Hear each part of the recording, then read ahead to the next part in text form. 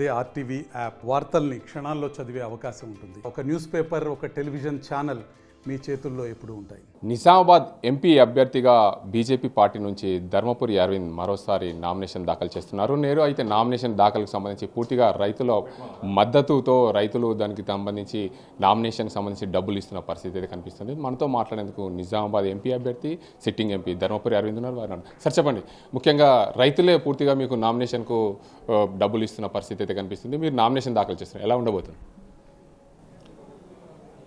మనము ఇవాళ first set nomination టోటల్గా 4 సెట్లు వేస్తాము.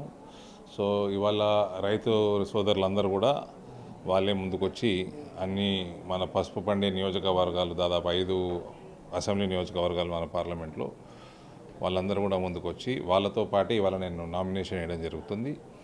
నా ప్రపోజర్గా కూడా రమేష్ గారు 1LB రైతు, ఆయన గ్రామంలోనే వ్యాపారస్తులు వచ్చి 19.5 వేలతోటి దాదాపు 40 క్వింటల్ల పసుపు ఆయన దగ్గర తీసుకోవడం జరిగింది. సో ఆయన ప్రపోజ్ చేస్తూ ఉన్నారు. రైతు సోదరులందరికీ కూడా నాకు నామినేషన్ డబ్బులు సేకరించి ఇచ్చినందుకు వాళ్ళకి మనస్ఫూర్తిగా ధన్యవాదాలు తెలియజేస్తా ఉన్నాను. వాళ్ళతో కలిసే ఇవాళ నేను నామినేషన్ వేయడం జరుగుతుంది. అదే సార్ చెప్పండి, ఇప్పటికే కాంగ్రెస్ పార్టీ వాళ్ళు గల్ఫ్కు సంబంధించి గల్ఫ్ బోర్డు ఏర్పాటు చేస్తామన్నారు. మీరు కూడా గతంలో గల్ఫ్కి వెళ్ళొచ్చి గల్ఫ్ కార్మికులతో కూడా సమావేశం ఏర్పాటు చేస్తారు, అది ఎలా చూస్తారు? ఇప్పుడు మాది నిరంతర చర్యనండి, మాది నిరంతర చర్య.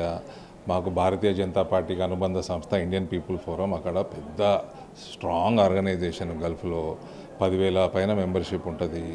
ప్రతి రాష్ట్రం యొక్క చాప్టర్ ఉంటుంది, తెలంగాణ చాప్టర్ కూడా ఉంటుంది. అక్కడ ఎవరికి ఇబ్బంది అయినా ఎంబసీతో టేకప్ చేస్తారు, లీగల్ సపోర్టు ఎక్స్టెండ్ చేస్తారు. ఇది నిరంతరంగా నడుస్తూ ఉంటుంది.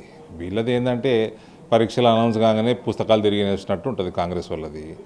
కొందరు మొద్దులు ఉంటారు కదా క్లాసులో, మంచి చదువుకునేటోళ్ళేమో బీజేపీ వాళ్ళు, మొద్దులు ఉండేటోళ్ళేమో లాస్ట్ పరీక్ష డిక్లేర్ అయినాక దబదబా పుస్తకాలు తిరిగేసేటోళ్ళు. ఆ పుస్తకాలు తిరిగేయడం వల్ల వాళ్ళకి ఏమైనా లాభం చెందాం? మన వైపే బీజేపీ పార్టీ వైపే పూర్తిగా ఎన్ఆర్ఐస్ ఉంటారు. ఎన్ఆర్ఐల నరాన నరేంద్ర మోడీ ఉంటాడు.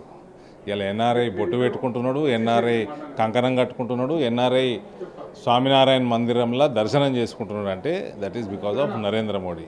సో ఇవన్నీ వేస్ట్ ప్రయోగాలు. కాంగ్రెస్ పార్టీని రైతులు తిరస్కరిస్తున్నారు, మహిళలు తిరస్కరిస్తున్నారు, యువతనైతే దగ్గరనే రానియదు. ఎన్ఆర్ఐలు అటువైపు చూడని కూడా చూడరు.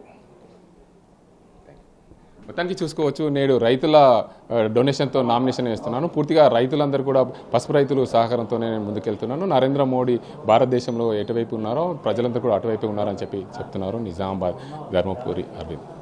ఇది ఇక్కడ పరిస్థితి. కెమెరా పర్సన్ అజిమ్తో గంగారెడ్డి, RTV నిజాం. మరిన్ని వీడియోస్ కోసం ఛానల్ ని సబ్స్క్రైబ్ చేయండి, లేటెస్ట్ అప్డేట్స్ కోసం వాట్సాప్ ఛానల్ ని ఫాలో చేయండి, అండ్ లింక్ డిస్క్రిప్షన్ లో ఉంది.